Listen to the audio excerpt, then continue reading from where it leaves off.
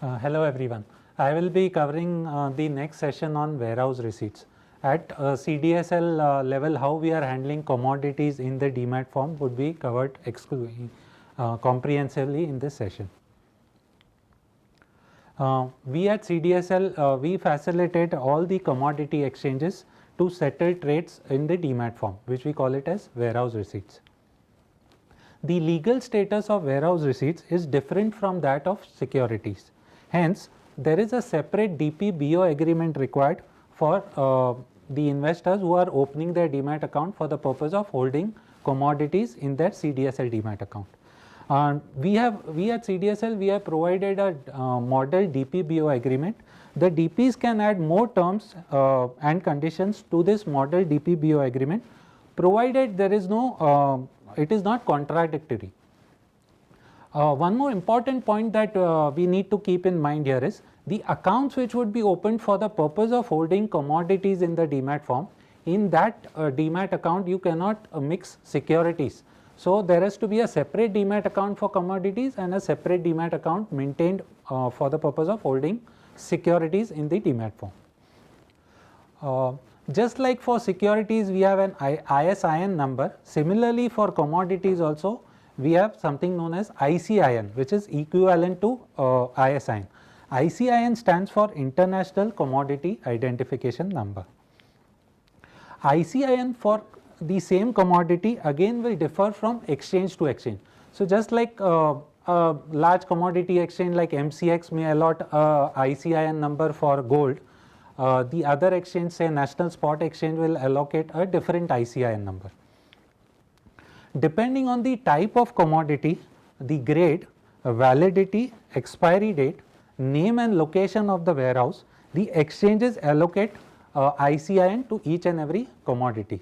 Just to give you an example, we all are aware that gold comes in different purity forms. So, popular forms are 22 karat gold, 24 karat gold. So, say MCX, when it is allocating the ICIN number for a 22 karat gold, will have a separate ICIN as compared to ICIN allocated to a 24 karat gold. The depository, that is we at CDSL, we issue circular from time to time whenever such ICINs are activated in our system. Initial credit of electronic warehouse receipts into the DMAT account are always effected by way of a corporate action.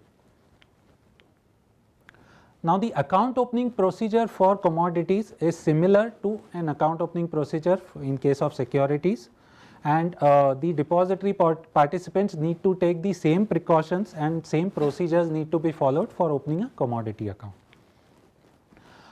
In case of DP related services pertaining to warehouse receipts, the transfer, pledge as well as the freeze process is the same as in case of securities.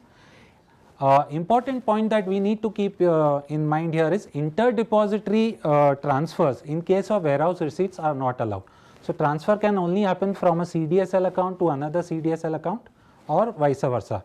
In the sense, it cannot be from CDSL to the other depository and from the other depository back into CDSL. How are we handling remat in case of commodities? Just like in when we had covered the rematerialization session, there the investor needs to give a form filled up which is known as RRF, that is remat request form. Similarly, here the investor needs to give a form which is known as PDRF, that stands for Physical Delivery Request Form, PDRF. So, this form is used whenever an investor wants to convert the commodities from the electronic warehouse receipt form back into the physical commodity form. DP of course needs to issue acknowledgement of the receipt whenever an investor will approach the DP for the rematerialization. Client then will submit this acknowledgement slip to the warehouse for the purpose of taking physical delivery from the warehouse. Once the commodity's expiry date is over, the investor has to compulsorily take the physical delivery by way of remat. This is a very important point. That is it. We end the chapter on commodities here.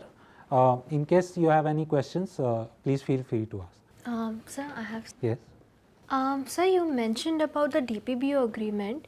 Can a DP make any changes in this DPBO agreement? Yes, of course. As I had covered in my presentation, we at the CDSL or at the depository level, we provide a model DPBO agreement. A DP can add any terms and conditions to it, provided they are not contradictory to the original DPBO model agreement that we have provided. Okay. And I have another question. Yes, please. If you're holding, say, warehouse receipts in one account, can securities also come in the same account?